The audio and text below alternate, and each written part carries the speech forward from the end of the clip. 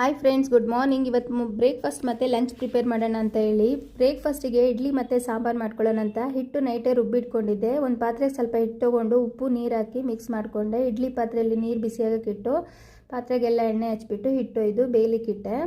ಮತ್ತು ಸಾಂಬಾರು ರೆಡಿ ಮಾಡ್ಕೊಂಡು ನಾವು 1.5 ಗ್ಲಾಸ್ ಬೇಳೆ ಹಾಕಿಬಿಟ್ಟು ವಾಶ್ ಮಾಡಿ ನೀರು ಹಾಕ್ಕೊಂಡೆ. ಅದಕ್ಕೆ ಟೊಮೊಟೊ 2, ಈರುಳ್ಳಿ ಟೊಮೊಟೊ 1 ಕ್ಯಾರೆಟು, ಒಂದು 4 ಬೀನ್ಸು, ಹಸಿಮೆಣ್ಸಿನ್ಕಾಯಿ 4, ಆಮೇಲೆ ಅರಿಶಿನ ಪುಡಿ ಸ್ವಲ್ಪ ಕೊತ್ತಂಬರಿ ಹಾಕಿ ಬೇಯಲಿಕ್ಕಿಟ್ಟೆ.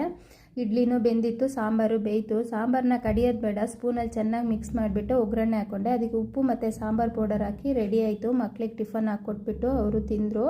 ಮಧ್ಯಾಹ್ನಕ್ಕೆ ಲಂಚು ರೈಸ್ ಮತ್ತು ಹೀರೆಕಾಯಿ ಗೊಜ್ಜು ಮಾಡೋಣ ಅಂತ ಹೇಳಿ ಎಲ್ಲ ಕಟ್ ಮಾಡಿಕೊಂಡು ಫಸ್ಟು ಕಡಲೆಬೇಳೆನ ಕೆಳಗಡೆ ಬೇಯಲಿಕ್ಕಿಟ್ಟು ಮೇಲೆ ಒಂದು ಪಾತ್ರೆಯಲ್ಲಿ ಈರುಳ್ಳಿ ಟೊಮೊಟೊ ಹೀರೆಕಾಯಿ ಖಾರ ಪುಡಿ ಅರಿಶಿನ ಪುಡಿ ಉಪ್ಪು ಹಾಕಿ ಬೇಯಿಸ್ಕೊಂಡೆ. ನೀರು ಹಾಕಿ ಕಡಲೆಬೇಳೆನ ಲೈಟಾಗಿ ಕಡಿದ್ಬಿಟ್ಟು ಇದನ್ನು ಹಾಕಿ ಸ್ವಲ್ಪ ಕಡಿದ್ಬಿಟ್ಟು ಒಗ್ಗರಣೆಗೆ ಸಾಸಿವೆ, ಜೀರಿಗೆ, ಒಣಗಿದ ಮೆಣಸಿನ್ಕಾಯಿ, ಕರಿಬೇವಿನ ಸೊಪ್ಪು ಮತ್ತು ಬೆಳ್ಳುಳ್ಳಿ ಹಾಕಿ ಚೆನ್ನಾಗಿ ಕುದಿಸಿ ಮೇಲೆ ಹಸಿಮೆಣ್ಸಿನ್ಕಾಯಿ ಮತ್ತು ತೆಂಗಿನಕಾಯಿನ ಉದುರಿಸಿದ್ರೆ ಟೇಸ್ಟ್ ಸೂಪರಾಗಿರುತ್ತೆ. ಕಿಚನ್ ಎಲ್ಲ ಕ್ಲೀನ್ ಮಾಡಿಕೊಂಡು ನಾನು ಟಿಫನ್ ತಿಂದೆ. ಬಾಯ್.